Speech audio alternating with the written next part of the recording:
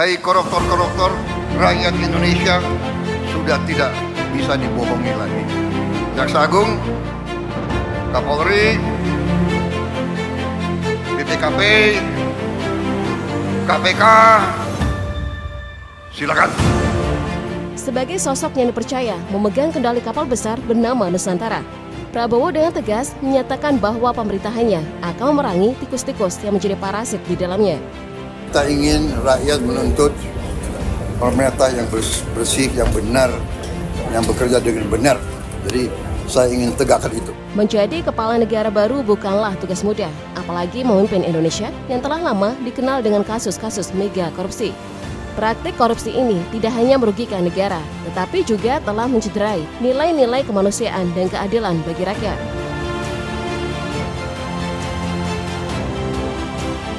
Salah satu kasus mega korupsi yang terungkap di era pemerintahan Prabowo adalah kasus korupsi yang melibatkan petinggi Pertamina.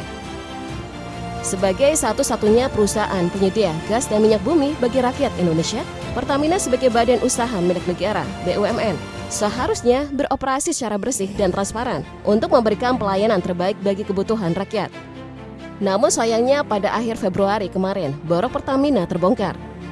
Ternyata dalam kurun waktu 2018 hingga 2023, Pertamina diduga kuat menjadi alat bagi segelintir orang untuk memenuhi keserakahan mereka. Secara resmi, Kejaksaan Agung telah menetapkan 4 pimpinan Pertamina dan 3 pimpinan perusahaan swasta sebagai tersangka, ditambah 2 tersangka baru. Di antara mereka adalah Direktur Utama Pertamina Patra Niaga, Rifa Siahaan, Direktur Optimasi Feedstock and Product PT KPI, Sani Dinar Saifuddin, Direktur PT Pertamina International Shipping, Yoki Fernandi, dan Vice President Feedstock Manajemen PT KPI, Agus Purwono. Dari pihak swasta yang berperan sebagai broker minyak, Kejaksaan Agung telah menetapkan beneficial owner PT Navigator Katulistiwa, Muhammad Keri Adrianto Riza, Komisaris PT Navigator Katulistiwa, sekaligus Komisaris PT Jenggala Maritim, Dimas Warhaspati, serta Komisaris PT Jenggala Maritim, sekaligus Direktur Utama PT Orbit Terminal Merak, Gading Ramandan Joedo. Modus kejahatan yang dilakukan oleh para pelaku korupsi ini terbilang sangat licik. Secara sederhana, para petinggi Pertamina yang terlibat memanipulasi regulasi terkait impor dan penyediaan minyak bumi. Mereka kemudian mengimpor minyak mentah yang tidak memenuhi standar melalui broker minyak.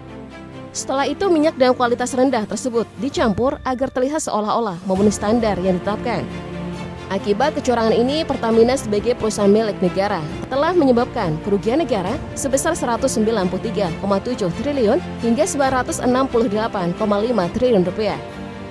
Jumlah yang fantastis ini membuat kasus ini layak menduduki puncak klasemen sementara dalam Liga Korupsi Indonesia. Sebagai kasus korupsi terbesar saat ini, tidak menutup kemungkinan ada banyak pihak yang terlibat di balik layar. Dan benar saja, beberapa hari setelah pengungkapan 4 tersangka dari pihak Pertamina, jumlah tersangka bertambah dengan menyeret 2 nama lain, yaitu Maya Kusmaya dan Edward Corner yang merupakan bos Pertamina Patra Niaga. Kasus ini terus berkembang dan banyak spekulasi beredar mengenai keterlibatan elit partai politik yang diduga mengatur peserta tender impor. Selain itu, ada indikasi bahwa data dari laptop tersangka Muhammad Keri Adrianto Riza mengandung informasi tentang aliran dana fee ke sejumlah pejabat tinggi di Indonesia.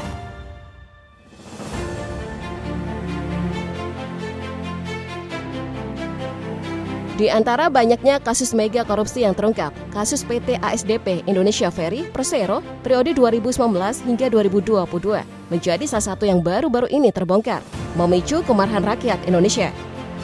Kasus ini melibatkan 3 petinggi ASDP, yaitu Ira Puspadewi, Direktur Utama PT ASDP, Hari Muhammad Adi Caksono, Direktur Perencana dan Pengembangan PT ASDP, dan Muhammad Yusuf Hadi, Direktur Komersial dan Pelayaran PT ASDP. Kerugian negara akibat kasus ini diperkirakan mencapai 893 miliar rupiah. Dalam melancarkan aksinya, para tersangka terlihat sangat lihai sekaligus membuat geram. Bagaimana tidak, secara sederhana, kasus ini melibatkan Direktur Utama PT ASDP sebagai tersangka utama.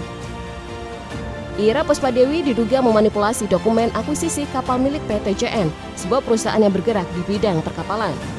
Dengan manipulasi ini, nilai jual kapal tersebut sengaja dinaikkan, sehingga para tersangka bisa mengambil keuntungan dari akuisisi 53 kapal yang nilainya tidak sesuai dengan harga sebenarnya. Akibatnya, rakyat Indonesia yang setiap hari bekerja keras dan membayar pajak hanya bisa mengelus dada, menyaksikan kelakuan buruk oknum penyelenggara negara.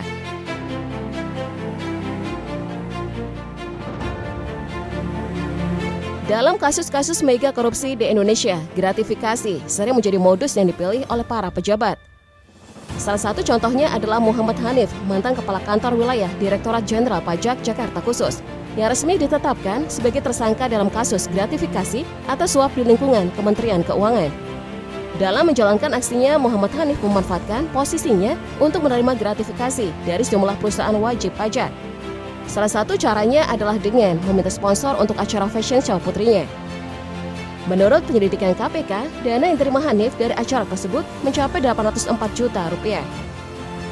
Namun tidak berhenti di situ, aliran dana hasil gratifikasi yang diterima oleh pegawai pajak ini juga diduga kuat dicuci melalui pihak ketiga, dengan total mencapai 21,56 miliar rupiah. Selain Muhammad Hanif, KPK saat ini sedang melakukan penyelidikan mendalam terhadap aktor lain yang terlibat dalam kasus gratifikasi ini. Untuk mendapatkan fakta yang sejernih kristal, KPK juga menyelidiki Hadi Sutrisno, seorang pemeriksa pajak madya yang bertugas di kantor pelayanan pajak Pratama Sleman sejak 2018 hingga sekarang. Saudara Henry telah diduga melakukan perbuatan tindak pidana korupsi berupa penerimaan gratifikasi. Seakan tak ada habisnya akal bulus para koruptor yang berada di posisi berkuasa. Pernyataan ini semakin nyata ketika kita melihat kasus dugaan penyimpangan dana CSR Bank Indonesia. Dana CSR BI yang seharusnya dialokasikan untuk tujuan sosial kini tengah diselidiki oleh KPK akibat dugaan penyimpangan yang ditemukan. Dalam drama petak umpet antara KPK dan para calon tersangka, perkembangan kasus ini masih dalam tahap penyidikan dan belum ada nama yang secara resmi diumumkan. Namun sudah ada indikasi bahwa dana CSR BI telah menjadi kue yang dibagi-bagikan setiap tahun kepada anggota Komisi 11 DPR.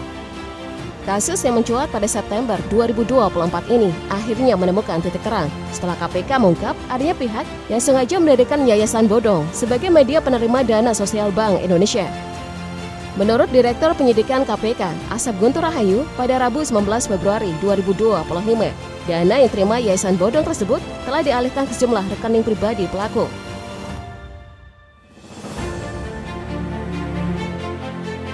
Di awal masa pemerintahan Prabowo, terungkap pula kasus korupsi yang lagi-lagi melibatkan BUMN. Luhur Budi Jatmiko, mantan Direktur Umum Pertamina periode 2012 hingga 2014, diduga menyalahgunakan dana pembelian tanah oleh BUMN. Menurut BPK, tindakan Luhur Budi Jatmiko diperkirakan menyebabkan kerugian negara sebesar 348,69 miliar rupiah. Dalam menjalankan modusnya, Luhur Budi Jatmiko yang baru beberapa bulan menjabat melakukan manipulasi dalam proses pembelian tanah BUMN yang terletak di kawasan Rasuna Epicentrum Kuningan. Selain kasus Luhur Budi Jatmiko, kasus korupsi lain yang terbongkar di era pemerintahan Prabowo adalah kasus korupsi PT Timah. Kasus ini menyeret Alwin Albar, mantan Direktur Operasi dan Produksi PT Timah Tbk periode 2017 hingga 2020. Kasus ini tergolong sangat besar karena diduga merugikan negara hingga sekitar 300 triliun rupiah. Dalam tuntutannya, Jaksa Penuntut Umum JPU Kejaksaan Negeri Koba, Kabupaten Bangka Tengah, menyatakan bahwa Alwin Albar terbukti bersalah karena merugikan negara sebesar 29,2 miliar rupiah. Akibat perbuatannya, ia dituntut hukuman penjara selama 14 tahun.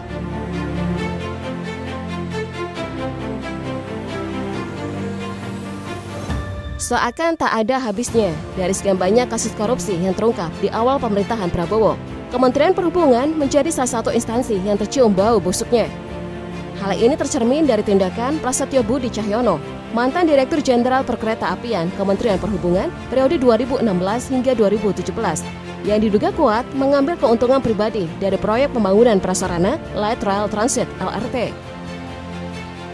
Dalam menjalankan aksinya, Prasetyo Budi Cahyono diketahui menerima setoran secara berkala melalui akun pribadinya dengan total sekitar 18 miliar rupiah.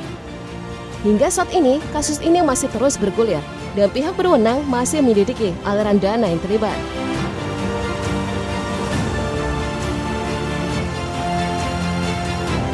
Di saat mayoritas rakyat Indonesia berjuang mati-matian untuk bertahan hidup akibat tekanan kemiskinan, para pejabat justru mempermainkan uang pajak rakyat untuk memuaskan keserakahan mereka sendiri.